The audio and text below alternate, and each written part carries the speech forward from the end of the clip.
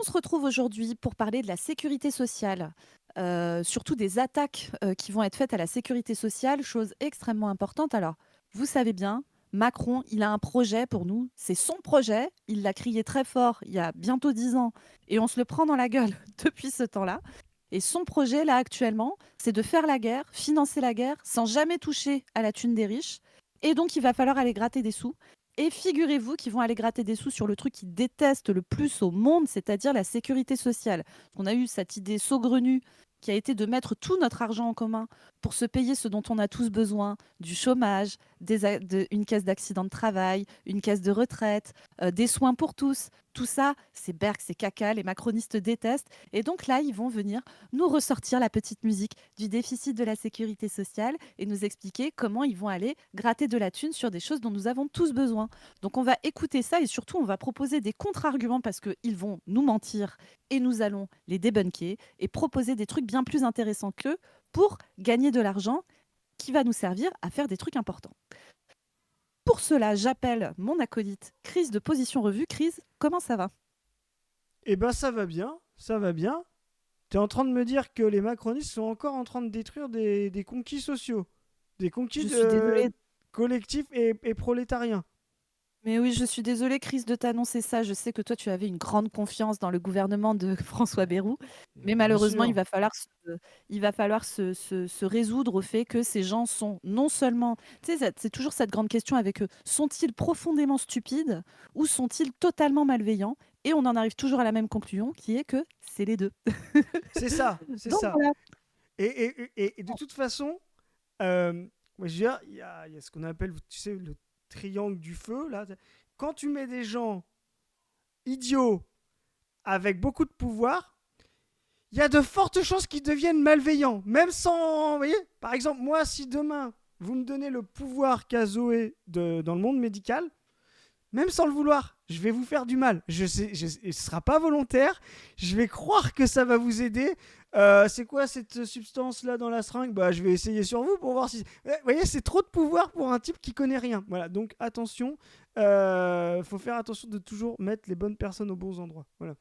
Donc... Et alors après, pas trop de pouvoir aux médecins parce qu'après, ça nous fait la situation qu'on vit actuellement. Mais bref, ce n'est pas le sujet du jour. Euh, Vie de je vous rappelle carabin, que passe de le bonnes camarade vacances. Mao, le camarade Mao avait une idée pour mettre fin au pouvoir médical qui n'était pas si mauvaise, je rappelle. Bien sûr, La bien sûr, bien sécurité sûr. sociale, petit reportage des camarades de BFM TV. Sécurité sociale, Des deux points. camarades. Vers un... Oui, bien sûr. Le J'étais reportage pas prêt. s'appelle Sécurité sociale, deux points. Vers un remboursement au prorata des revenus. En voilà une idée qu'elle est bonne. Allez, allons-y. Ce qui est bien, c'est qu'ils sont encore dans le remboursement. Jusqu'à quand? On sait pas. Allez, c'est parti. Payer ses frais de santé, un médicament ou une intervention chirurgicale plus ou moins chère selon ses revenus, l'idée divise. Je trouve que ce serait assez juste. S'il y a vraiment qu'une certaine catégorie de gens qui doit payer, non, je suis pas tout à fait d'accord. Les gens qui gagnent plus, eh bien, c'est qu'ils le méritent. Donc je vois pas pourquoi on Le les pénaliserait. micro-pharmacie, C'est pourtant un l'une des PB. pistes évoquées par la... Et c'est ça qui est Oui, intéressant. c'est plus des micro-trottoirs, c'est des micro-pharmacies maintenant. Un PB, hein. Un énorme PB. Tu prends 3 personnes, tu choisis. Ah ben, ceux qui ont de l'argent, c'est ceux qui le méritent, hein. Alors oui, alors Amélie Oudéa Castéra mérite-t-elle beaucoup? La question Alors, reste en suspens. Nous ne sommes pas tout à fait sûrs de cette take, madame, si je puis me permettre. mais je pense que cette dame a elle-même de l'argent. Parce qu'on Ah, on entend rarement des gens dire ceux qui ont beaucoup mmh. d'argent, ils le méritent. Moi, la preuve, je suis très pauvre car je suis une grosse merde. Et personne. Enfin, c'est très très rare. Tu vois, c'est assez rare, quoi. Je Même si pense on que peut. nous sommes sur une bonne piste, Chris. Je ne sais pas. Alors, quelles sont leurs bonnes idées? Ça a l'air bien. Franchement, nous, on était Ah, sur les super. 32 heures l'autre fois avec Padu. Ouais, Je sais pas pourquoi on s'est fourvoyé comme ça alors qu'il y a des gens brillants c'est là, pour avoir. rachat des La crédits Cour des immobiliers, taux zéro, Voilà, par une banque d'État. c'est Non, ça. non, eux, ils ont des meilleures idées, eux. Ouais, ça a l'air bien. comptes dans son dernier rapport pour baisser les dépenses de l'assurance maladie et rattraper un déficit de la sécurité sociale s'élevant désormais à 15,3 milliards d'euros. C'est 4,5 milliards d'euros de plus qu'en 2023. Il faut quand même savoir, les Français, on est les Oh là là. champions par an, alors que là où les autres sont à des niveaux bien moindres. Pour mettre un terme à cette envolée, Alors, bon, on va parler de leur petite solution là, quelles économies, mais déjà, 15 milliards de déficit de la sécurité sociale. Rappelons ce truc très important. La sécurité sociale n'est pas une entreprise, d'accord? C'est pas, elle a un certain nombre de dépenses, elle a un certain nombre de... Et puis parfois elle arrive à vendre ou pas et tout, c'est pas ça. Le budget de la sécurité sociale, c'est on décide d'aller prendre de l'argent à des endroits et on décide de le mettre à d'autres endroits. Donc ce qu'ils appellent un déficit, en fait, c'est ils choisissent de ne pas faire payer assez de cotisations sociales pour financer ce qu'on a besoin de financer. Qu'on soit très clair, hein. Il n'y a pas d'histoire de déficit de je sais pas quoi. Le déficit, c'est une question de choix politique, c'est-à-dire de ne pas aller chercher l'argent là où il est.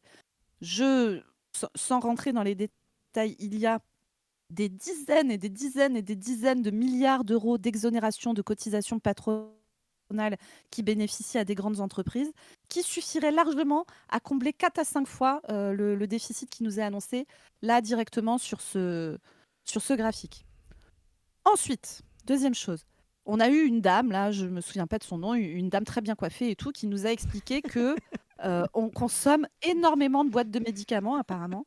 Et alors là, je me permets de rappeler cette chose extrêmement banale qui est que les médicaments qui sont remboursés ont été prescrits par des médecins, d'accord? Ce ne sont pas de vilains Français comme ça qui se baladent dans les rues et qui sautent sur des boîtes de médicaments comme ça parce qu'ils ont envie d'en consommer beaucoup juste pour faire chier. C'est pas ça qui se passe. Ce sont des médecins qui prescrivent des boîtes de médicaments parce qu'ils estiment que c'est nécessaire.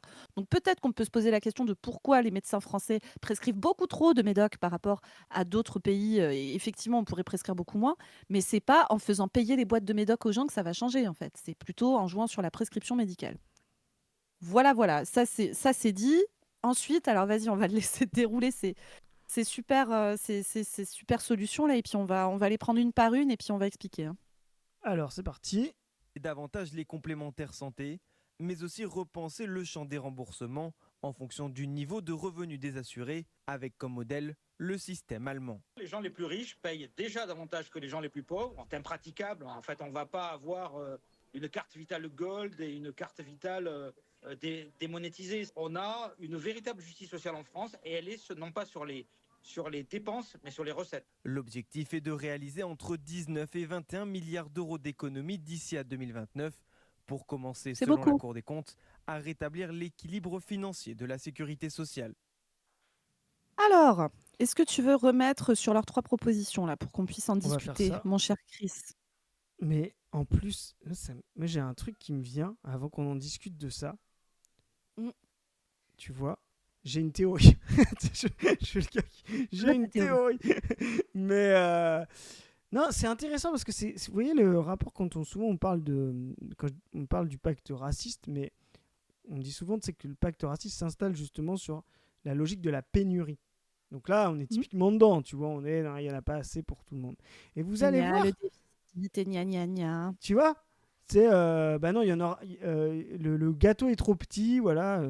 Et ce qui est intéressant, c'est de voir comment justement l'idée de la pénurie derrière, elle oblige les gens à faire des trucs, tu vois, elle oblige les gens à accepter l'inacceptable et même elle va capter, tu sais, presque l'anti-riche. Tu vois, il y a une force, par exemple, de gens qui se disent, il y a des gens qui ont trop d'argent et le néolibéralisme va capter ça pour remettre en question le système universel de la sécurité sociale. Ça veut dire qu'il s'alimente lui-même d'avoir créé trop de riches et il va utiliser cette énergie-là pour pouvoir comment dire, encore détruire le système collectif et universel.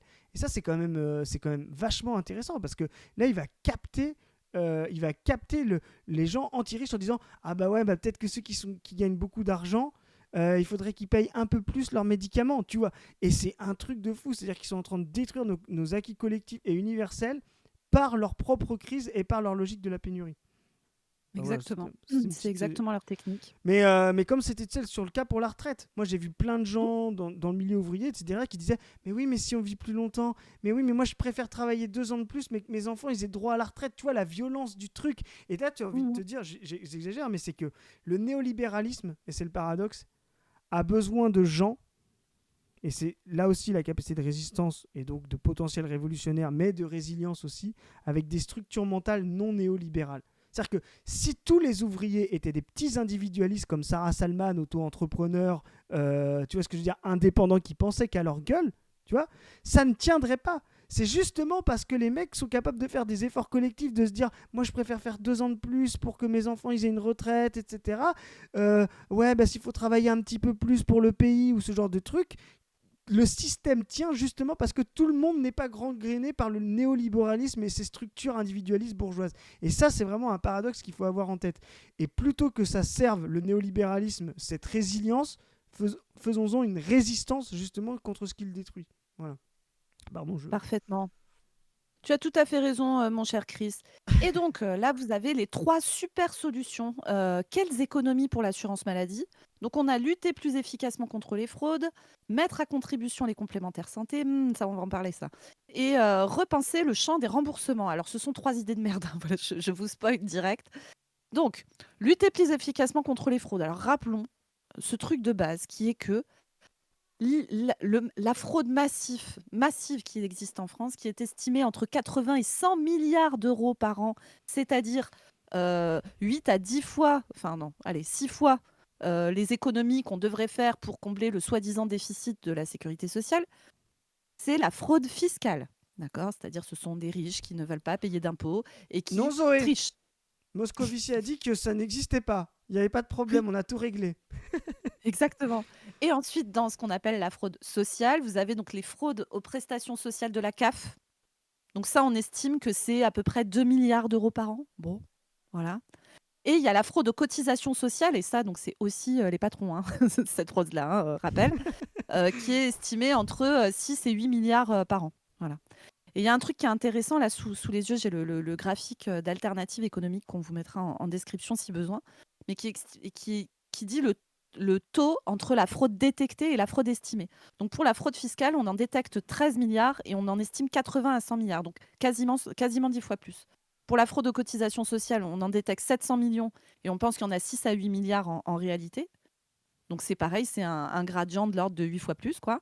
Et pour la fraude aux prestations sociales de la CAF, on en détecte 1 milliard et on en estime 2 milliards. C'est-à-dire que c'est un gradient uniquement de 2. C'est-à-dire que ça fait déjà partie des fraudes qu'on contrôle le plus. C'est la fraude où il y a le moins d'argent à récupérer. C'est celle qu'on contrôle déjà le plus. Et c'est encore sur celle-là qu'ils vont venir, appuyer le truc et dire gna gna gna, il y a des gens, ils frôlent le RSA et tout ça, pendant que leurs potes se gavent à bouffer du homard défiscalisé, quoi. Bref. Donc ça, c'est insupportable. Deuxième chose, donc, sur mettre à contribution les complémentaires santé. Alors là, vraiment, les copains, il faut. Ça, je fais chier le monde avec ça tout le temps. Je suis désolée, il y en a qui ont déjà entendu cet argumentaire. Je vais Elle le a redire raison. parce que c'est Répète. hyper important. C'est hyper important. Dans les remboursements de vos soins, vous avez 2 parts. Il y a l'assurance maladie, la sécurité sociale, et il y a vos complémentaires santé, ce que les gens appellent les mutuelles en règle générale. Mais c'est un abus de langage et on va l'expliquer juste après. La plupart du temps, dans un soin, par exemple, dans une consultation de médecine générale, c'est 70% la sécu et 30% les complémentaires. Et donc, voilà, sauf pour certains soins particuliers où c'est la sécu qui prend en charge à 100%. Par exemple, ce qui est lié aux maladies chroniques. Par exemple, si vous avez du diabète, si vous avez un cancer, si vous avez un Parkinson, si vous avez de l'épilepsie, les soins qui sont en lien avec cette maladie, ce qu'on appelle une affection longue durée, sont pris en charge à 100% par la sécu. Sur les complémentaires santé, il y en a de plein de types. C'est pas toutes des mutuelles. Et il peut y avoir des assurances privées et il peut y avoir des entreprises qui sont régies par le code des mutuelles. La grosse différence, c'est que les mutuelles n'ont pas d'actionnaires, ne versent pas de dividendes à des actionnaires. Je vous simplifie un peu le truc, mais en gros, c'est ça. Petit à petit, la part des mutuelles a tendance à baisser et la part des assurances privées a tendance à monter. Et ce qu'il faut bien comprendre, c'est que l'assurance maladie publique coûte nettement moins cher que les complémentaires santé. Les complémentaires santé, quand vous cotisez 100 €, vous cotisez 100 € à la Sécu. il y a 3 à 4 euros qui partent dans les frais de fonctionnement de la Sécu, ce qu'on appelle les frais de gestion. Donc, payer le PC de la dame qui enregistre votre arrêt de travail, les salaires, le bâtiment, voilà, en gros. 3 à 4 euros sur 100 euros cotisés. Quand vous cotisez 100 euros à une assurance privée type AXA, par exemple, c'est 21 à 22 euros qui partent dans les frais de gestion. Il ne reste plus que 80 euros à rembourser pour les soins, contre 97 pour la Sécu. Comprenez bien, c'est 7 fois plus. C'est 7 fois plus cher. Parce qu'il faut rémunérer donc les salaires, nanana, nanana, ça, ok, mais des salaires hors de prix pour des PDG, des actionnaires. Et comme toutes ces boîtes sont en concurrence, y compris les mutuelles, il faut rémunérer le coût de la concurrence. Donc payer des commerciaux, des marketeurs, voilà, du démarchage, etc. Tout ça, ça coûte cher. Ce qu'il faut bien comprendre sur cet exemple, c'est que non seulement leur idée, c'est de la merde parce que ça va coûter plus cher à la fin, mais surtout que c'est vraiment l'exemple qui montre que le privé, ça coûte plus cher, que la mise en concurrence, dans des contextes comme ça coûte cher. C'est une arnaque de nous raconter que c'est moins cher. C'est plus cher. Mais genre pas un peu plus cher, 7 fois plus cher. Et c'est comme ça que vous vous retrouvez avec actuellement la part de l'argent cotisé dans les complémentaires en France qui est énorme, énorme, hein, c'est quasiment 50% de l'argent cotisé, alors que ça ne représente que 20% des soins remboursés. C'est vraiment de l'enfumage de dingo. Et la réalité, c'est que donner de plus en plus de place aux assurances privées dans ce contexte, c'est juste un moyen d'essayer de privatiser la sécurité sociale. Les mecs détestent ça. C'est public, ça marche bien, ça rembourse très bien, il y a très peu de frais de gestion, il n'y a pas d'histoire de concurrence, de machin, de trucs muches. Les mecs détestent ça, les gars comme Macron. Leur objectif politique absolu, c'est de tuer ce truc et de pouvoir remettre la santé dans le marché avec de la concurrence, etc. Et un pays très connu où le système de soins est en grande partie euh, complètement asservi aux assurances privées de santé, c'est les États-Unis.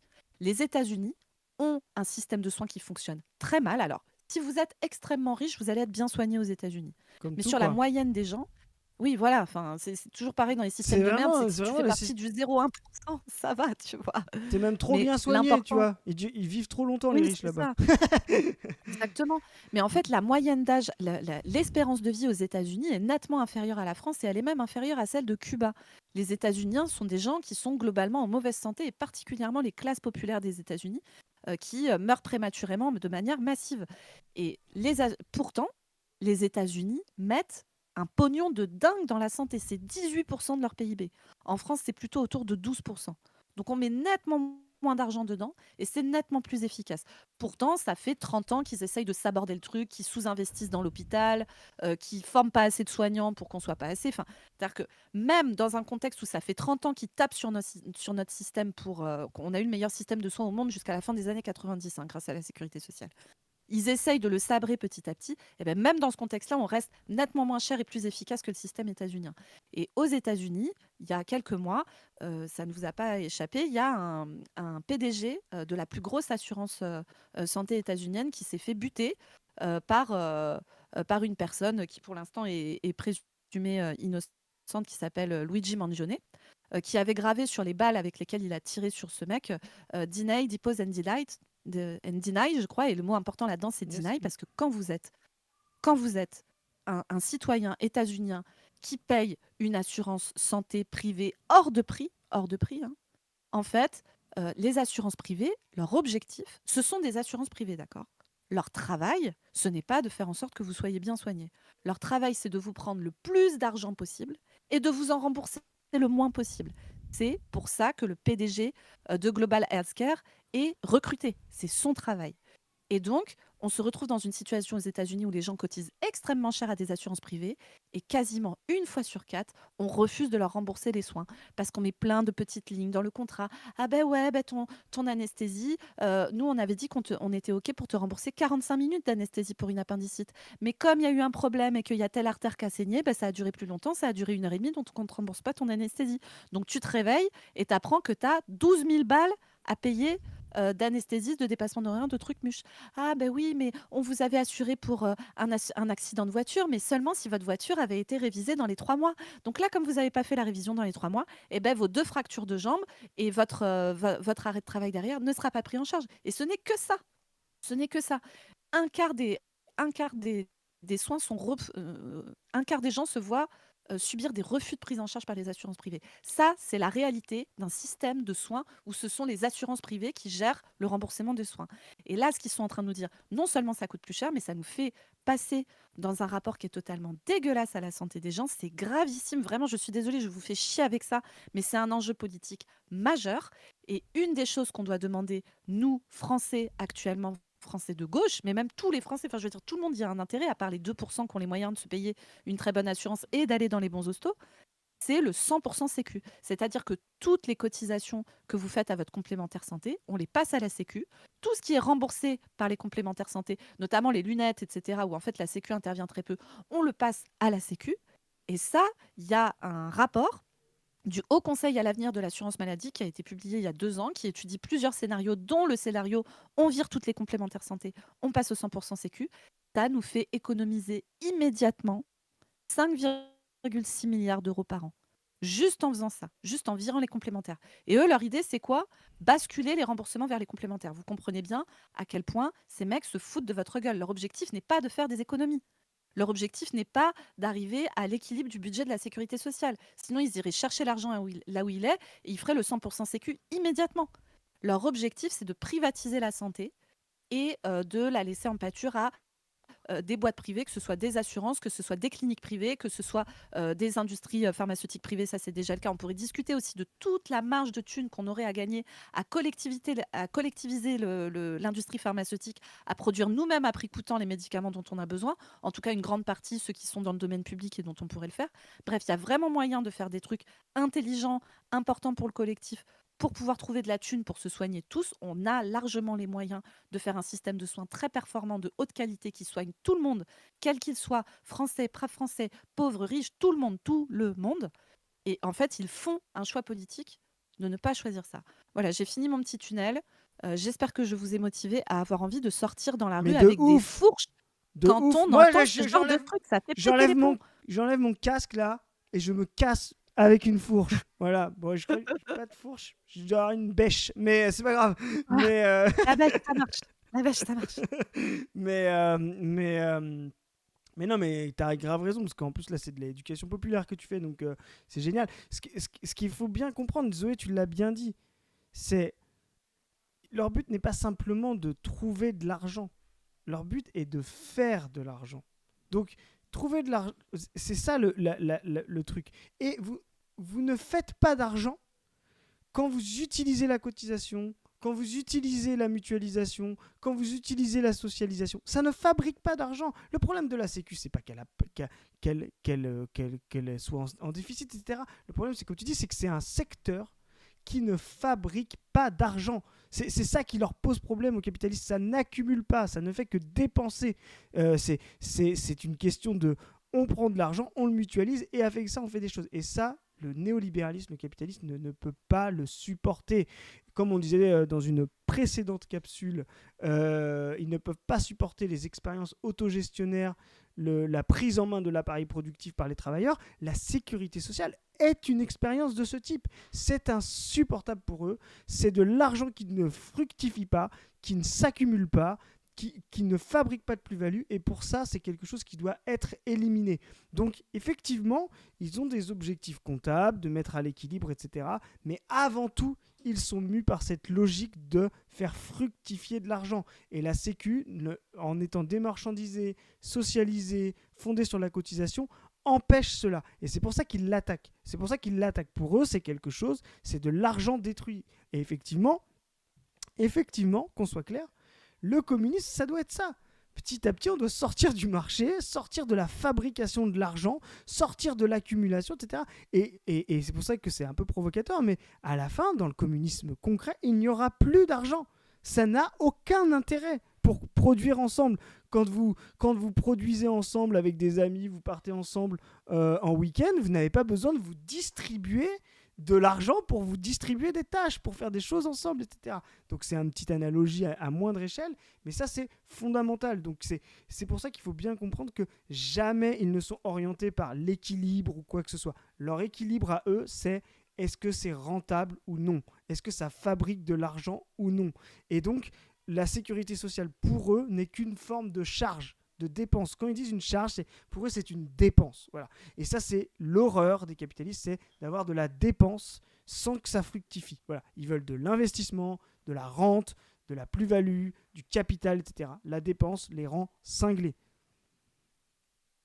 Et je me permets de dire, donc effectivement, ça les rend cinglés, mais il faut savoir que la Sécu, dans la manière dont elle avait été pensée par les militants communistes et les sections syndicales, etc., qui l'ont mis en place au sortir de la Seconde Guerre mondiale, a été déjà très largement dévoyée au courant des années 70, il me semble. La mise en place de la Sécu, ça a toujours été une lutte sur qui gère l'argent, qui va pouvoir décider de l'argent. Là, actuellement, le budget de la sécurité sociale, il est voté à l'Assemblée nationale. C'est d'ailleurs sur ce budget-là que Barnier a été censuré à l'automne et que Bayrou est arrivé. Ça s'appelle le projet de loi de finances de la sécurité sociale, PLFSS. Ça semble être des trucs hyper cons et tout, mais c'est des moments de débat politique à l'Assemblée nationale qui sont majeurs pour nous tous. C'est où est-ce qu'on va aller chercher l'argent et où est-ce qu'on va le mettre. Toutes les branches de la sécurité sociale, donc assurance maladie, chômage, accident de travail, maladie professionnelle et retraite. Vous voyez à quel point c'est des trucs qui sont importants pour nos vies, genre majeurs. Et au Sénat, effectivement, dit Tammy. Donc voilà, c'est le Parlement qui discute ce budget. Historiquement, la manière dont on a voulu penser des caisses de sécu, c'était des caisses de sécu gérées par les travailleurs, gérées par les cotisants. Et en fait, moi, quand je parle de 100% sécu, nous, militants de gauche radicale, quand on parle de 100% sécu, moi, je ne vous parle pas d'un 100% sécu avec une sécu où le budget est voté par des Michel Barnier et des François Bayrou complètement zinzin qui nous proposent des trucs comme ça. Moi, je vous propose une sécu gérée par les cotisants. On reprend le pouvoir tous sur ces choses primordiales que sont le soin, etc. Et on pourrait même l'élargir, la sécurité sociale alimentaire, la sécurité sociale du logement, la sécurité sociale de l'énergie. Ça semblerait évident qu'il faudrait assurer à tout le monde un accès à une nourriture correcte de bonne qualité, un accès au chauffage, à l'eau chaude, etc., à l'électricité. Enfin voilà. Et le fait de vouloir revenir à une sécu qui est gérée par les cotisants, par nous, par le peuple, comme dirait le canard, le canard réfractaire, c'est central parce que ça va nous permettre, par exemple, de s'organiser sur des territoires. Ben moi, sur mon territoire, on a des gens qui sont très âgés. Moi, je suis en campagne, voilà, je suis médecin de campagne. Il y a beaucoup de gens très âgés avec beaucoup de maladies, etc. On a des besoins de santé qui sont différents qu'un quartier populaire d'une grande ville. Je ne sais pas, qu'un quartier populaire de l'Île-de-France, par exemple. Je ne sais pas, la Courneuve, enfin, voilà, où la population est beaucoup plus jeune, avec d'autres types de problématiques.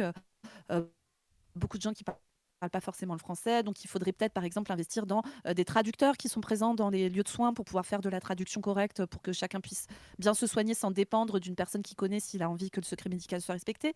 Moi, dans mon secteur, on aurait plus besoin probablement de transports médicaux organisés pour tous ces patients âgés qui peuvent pas forcément se déplacer, mais de manière beaucoup plus collective et machin. Et donc, on pourrait à l'échelle des territoires se dire, eh ben, cette année, on a besoin de financer ça, ça, ça et ça. Donc, le niveau de cotisation, il sera celui-là, c'est-à-dire on part des besoins, on part pas de petites lignes de comptabilité, on parle de c'est quoi nos besoins, et en fonction de nos besoins, voilà ce qu'on a besoin d'aligner en face pour tenir. Ça, encore une fois, ça, ce ne sont pas des trucs utopiques. C'est la manière la plus rationnelle et pragmatique qu'on aurait de gérer le soin actuellement. Et on a un déjà là avec la sécurité sociale qui est hyper précieux et sur lequel il faut se battre fort. Et je fais une toute petite incartade à la fin sur la dernière chose qui était proposée dans ce truc de BFM, qui est de dire, en gros, les riches, comme ils sont riches, bah, du coup, on va un peu moins rembourser leurs soins, leurs médicaments, etc., parce qu'ils peuvent se le permettre. Mais en fait, sortir de l'universalité, du caractère universel du remboursement des soins, c'est aussi attaquer la sécurité sociale. Parce que, bon, déjà, les riches, je sais pas, c'est comme, vous voyez, pour le revenu étudiant, par exemple, où on se dit, voilà, chaque étudiant devait pouvoir avoir un salaire étudiant pour tout le monde de, je sais pas, 1400 €. Enfin, voilà, après, on décide à combien on le met. Il le faut pour tout le monde, y compris pour les gosses qui sortent de familles riches pour plein de raisons, et notamment parce que, par exemple, vous êtes issu d'une famille de bourgeois, vous vous opposez à votre famille pour je ne sais quelle raison, parce que vous êtes homo et qu'ils n'aiment pas ça, parce que vous n'avez pas prévu vous n'avez pas envie de devenir trader ou d'aller à HEC, mais vous avez Parce que plutôt vous envie êtes d'aller communiste. étudier. Parce que vous Voilà, êtes parce que vous êtes communiste. Voilà, pour plein de peut raisons, arriver. et ben, c'est Mm. important que vous ne dépendiez pas de votre famille et que vous puissiez, dès 18 ans, être autonome, tout le monde, y compris les gosses de Bourges. Et ben, sur les soins et les remboursements, c'est pareil. Le fait de commencer à décider que, c'est universel que pour certains et pas pour d'autres, donc que c'est pas universel, ça c'est un risque pour plein de gens, notamment pour s'autonomiser de sa propre famille et cetera. Mais c'est aussi un risque que les riches derrière arrivent en disant: «Ah ben ouais, mais attendez les gars, moi, cotiser à votre merde là, qui me rembourse pas mes soins et cetera, ça me fait chier. Je préfère me barrer dans une assurance privée» et ça sera un argument de plus derrière pour mettre fin à la sécurité sociale. Donc tout ça, c'est de la douille. J'espère que tout le monde qui a regardé ça est motivé pour aller prendre ses fourches et aller se battre fort sur ces trucs-là. C'est un enjeu politique majeur, mais vraiment qui a des conséquences très concrètes dans notre vie à tous. C'est hyper important qu'on soit motivé là-dessus. Je vous jure qu'en plus, quand on veut porter un projet de gauche, ça, c'est des sujets sur lesquels on ramène quasiment tout le monde. Quasiment tout le monde a un intérêt à l'existence de la sécurité sociale, y compris des gens qui peuvent dire des trucs un peu de droitard et tout. Il faut pas lâcher sur ces trucs-là, il faut se battre fort. Vraiment, il faut se battre fort et ça va être un enjeu majeur des prochaines années. Force à nous, tout le monde, il faut pas lâcher. Est-ce que tu as envie de rajouter un truc, Chris, et puis après on Ouais, conclut? bah bien sûr, mais juste, moi je finis très vite, mais t'as tout dit. Mais je reste rajouter un truc justement dans le. Tu parlais du déjà là de 46, etc., la sécurité sociale. Il y a Bernard Friot qui en parle bien, etc. Alors, on pourrait discuter du déjà, mais en tout cas, c'est un conquis, une conquête absolue. C'est vraiment un îlot qu'il faut défendre. Et comme tu disais, tout le patronat a essayé de le détruire ensuite. Et moi, je vais parler d'autre chose, mais justement, tu as une fable là-dessus du gaulo-communisme ou quoi que ce soit. En 67, les ordonnances du général de Gaulle commencent à détruire la sécu, c'est-à-dire, comme tu disais, à séparer les caisses, etc. Donc quand vous entendez aussi, parce qu'on est là pour faire de la formation, des gens qui vous disent le gaullisme, qui est souverainiste, le gaulo-communisme, comme quoi c'était social, etc.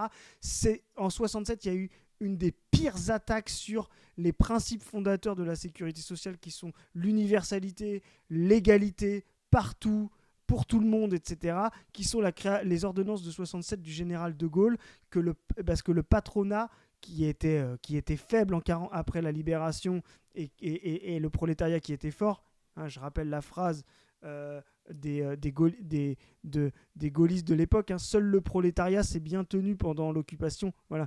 Donc, vous voyez, à imposer au patronat, et pendant toute la période ensuite, ils n'auront de cesse que de détruire ça, de détruire ça, de détruire ça. Donc ce mouvement qu'on voit aujourd'hui néolibéral ne date pas d'il y a 10 ans, de Macron d'il y a 30 ans. C'est le mouvement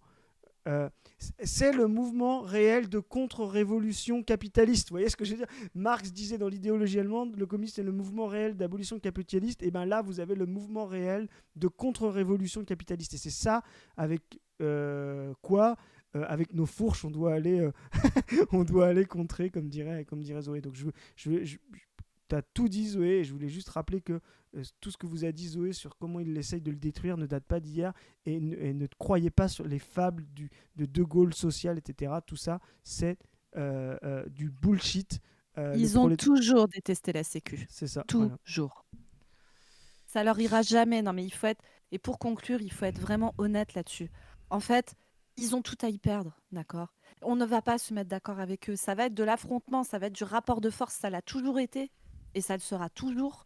Et donc, ça veut dire qu'il faut penser, parce que quand on dit il faut se battre fort et tout, il faut penser des organisations collectives pour le faire. Ça ne sera pas chacun tout seul chez nous à s'énerver en se disant putain, mais c'est vrai, ils font trop chier quoi, à nous niquer notre sécu. Et comment ma mère, elle va payer sa chimio? Et comment mon gamin, je vais pouvoir gérer mon gamin qui est autiste, qui a besoin, mon gamin qui est dyslexique, qui a besoin d'aller chez l'orthophoniste, etc. Enfin, bref, plutôt que rester chacun dans notre coin à s'énerver tout seul. Là, c'est vraiment de la lutte collective qu'il faut penser. Les syndicats ont été en première ligne pour mettre en place les caisses de sécu et ça fait partie des espaces dans lesquels vous pouvez aller prendre votre carte, devenir actif, etc.